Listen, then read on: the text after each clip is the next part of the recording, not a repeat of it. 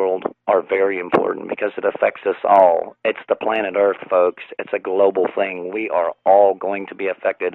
We all need to prepare for what's coming. Now, I still hadn't gotten to the new evidence here that I've got against FEMA, and that helps to support our theory about an intentional earthquake. Now, I'm sure those people out there are going, well, hurry on, get to it. Well, if you're in a situation that requires you to hurry up and get to that information, and you can't spend 10 minutes of your time or 15 minutes or even 30 minutes gathering this information to learn something, then you don't need to be here. So, and we'll go ahead and say that. You don't need to be here. Anyhow, moving on, I want to get to how the Gulf of Mexico oil spill is, and this was written summer of last year, okay? And it talks about the New Madrid fault zone, okay? You need to look here, all right? There's a very important aspect of the Gulf of Mexico oil spill crisis that hardly anyone is talking about. You see, it's not just an oil spill that BP has unleashed on the floor of the Gulf of Mexico. What BP has done is that they have uncorked an oil volcano that is violently spewing oil and gas out of the floor of the Gulf of Mexico so violently and with such pressure that it is beyond the capacity of human technology to control it. Well, they said they got it, and that's what the oil cap was for. Remember, this was written the summer of last year, so bear with me. Millions upon millions of gallons of oil have already been pumped into the Gulf of Mexico, and millions upon millions more will continue to be pumped into the Gulf before all of this is over. So could all this violent activity on the floor of the Gulf of Mexico spark seismic activity in the region that could potentially be absolutely catastrophic? Pay attention, folks. Could this oil volcano cause an earthquake along the New Madrid fault line that is so powerful that it could bring about the end of the world as we know it for those living in the area? Those are legitimate questions. And it goes on to talk about this, and I'll leave a link there for all you guys who want to come back and read the full story. But think about it. That was summer of last year, and here we are going through these events now. And I'm absolutely sure that they are that they have something to do with the BP oil spill. And here's another article that's very interesting, and it goes on to talk about, and this is the article that I got that had that map right there, and it says the Mississippi Canyon and what a seismic or nuclear event could trigger. Okay, and what they're talking about is when they were discussing options for blowing that well with a nuclear bomb, that it would create activity in the seismic zone, the New Madrid seismic zone. I say New Madrid, tomato, for all you picky folks out there, whatever. Anyways, this is what could happen to the Mississippi Valley with an event that, like we're talking about here. Look at the east coast of Texas, how much underwater it is. Look at all these areas underwater, okay? Looking over here at North Carolina, man, it gets kind of close to where we're at, but, we're up in the mountains, so we're in this mountain range right here, so I feel safe and secure for now. But look, it practically separates the entire east coast from the west.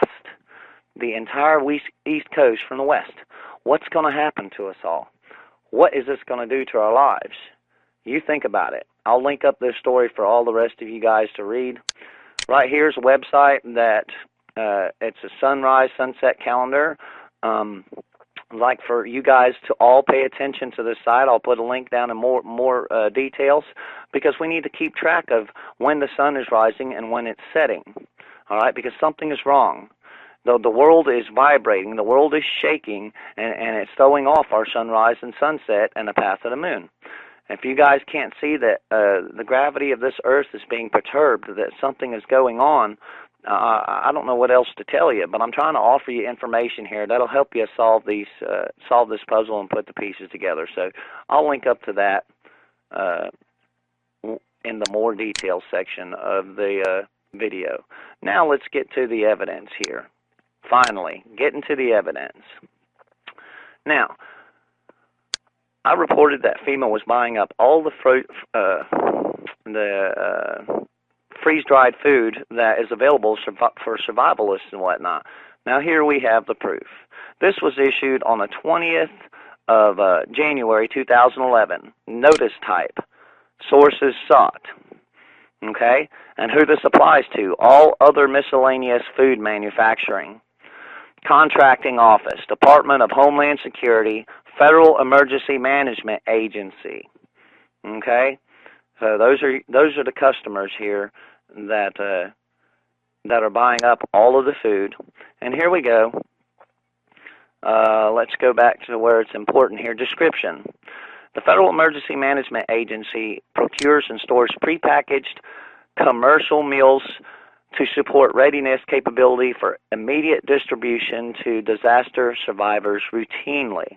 The purpose of this request for information is to identify sources of supply for meals in support of disaster relief efforts based on a catastrophic disaster event within the New Madrid fault system for a survivor population of 7 million to be utilized for the sustainment of life during a 10-day period of operations. All right, they're planning on this, guys. Check it out. FEMA is considering the following specifications: 14 million meals per day. Okay, then it goes on to say what the serving size and nutrition of these foods should be. Okay, now look at them. This is going out to all these organizations. They're doing a questionnaire on whether or not these companies can support this request. Okay, and they're numbered questions all throughout, and I will provide a link for this as well for you to read. Here we go. Something else interesting. Remember, I told you Walmart was designated as a FEMA store and would be one of the only retailers out there allowed to distribute and sell food products to Americans. Now look at this. Does your organization have the capabilities to deliver products directly to FEMA's CONUS distribution centers?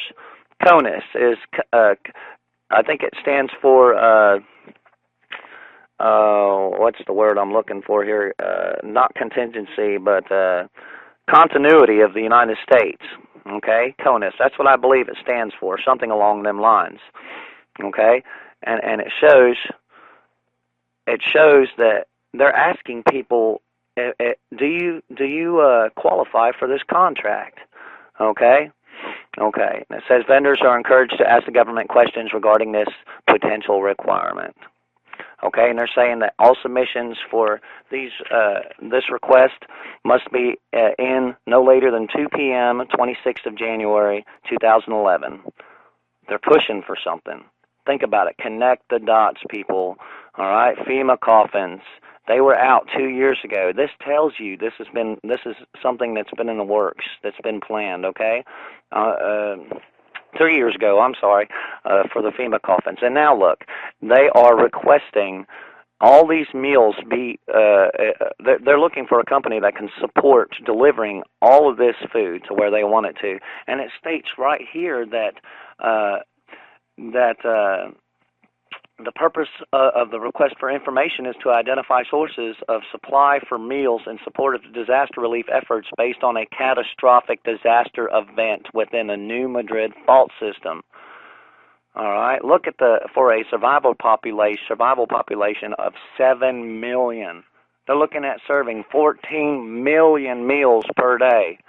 Something is right around the corner, folks. I've shown you guys the size.